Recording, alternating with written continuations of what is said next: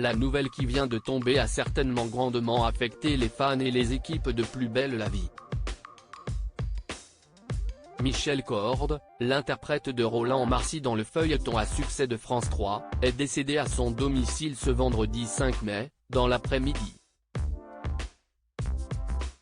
Une information communiquée par le Midi Libre et confirmée aux Parisiens par les forces de l'ordre et le maire de la commune.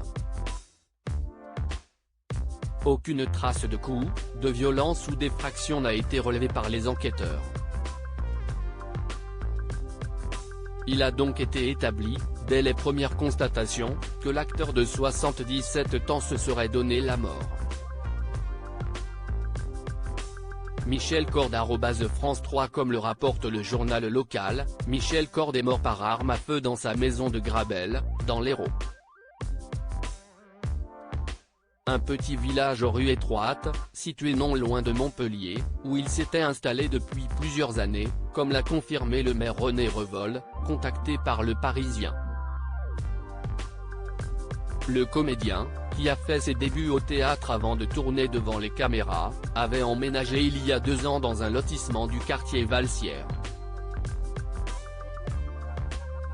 Toujours d'après Le Quotidien, Michel Corde a laissé une lettre d'adieu avant de rejoindre l'autre monde. Une enquête a été ouverte pour confirmer la thèse du suicide.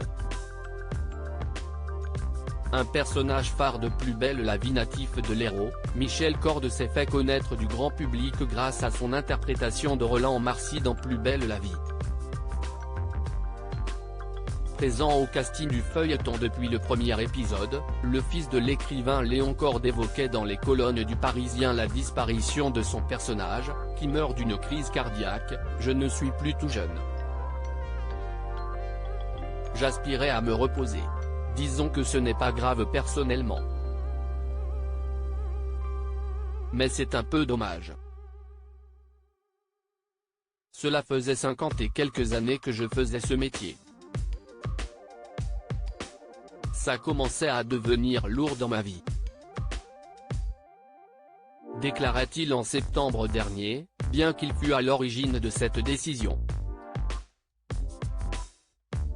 Lancé dans ses déclarations, Michel Corde s'était remémoré les débuts de la série, lancée il y a maintenant 19 ans, on était arrivé la veille. On a fait des réunions et, à midi, on nous a amenés dans le décor. Là, ça fait un choc. Tout d'un coup, on voit cet immense truc. Quand j'ai passé le casting, on m'avait dit, c'est quelque chose qui peut durer. A-t-il expliqué. Et de continuer, j'avais déjà fait 7 ou 8 fois des pilotes qui devaient durer. Certains ont marché, d'autres non. Mais là, un producteur m'a expliqué, ça fait 6 mois qu'on construit des bâtiments de 3 étages. Ils n'ont pas mis ce capital pour rien. Je suis entré dans le bar et j'ai dit, maintenant, il va falloir le faire vivre. Dès le départ, je croyais à ce feuilleton. Et celui qui incarnait le patron du Mistral avait vu juste puisque la série Plus belle la vie est restée près de 2 décennies à l'antenne de France 3, jusqu'à sa déprogrammation à l'automne 2022. La fin d'une époque et du rendez-vous quotidien des téléspectateurs, nombreux à suivre les multiples intrigues qui se déroulaient dans la cité phocéenne. Fabienne Cara rend hommage à son ancien collègue alors qu'il se réjouissait d'avoir retrouvé l'amour et comptait bien en profiter avec sa nouvelle compagne. Il faut croire que Michel Corde traversait en réalité une période compliquée. Il a visiblement réussi à masquer son mal-être qui le rongeait depuis quelque temps.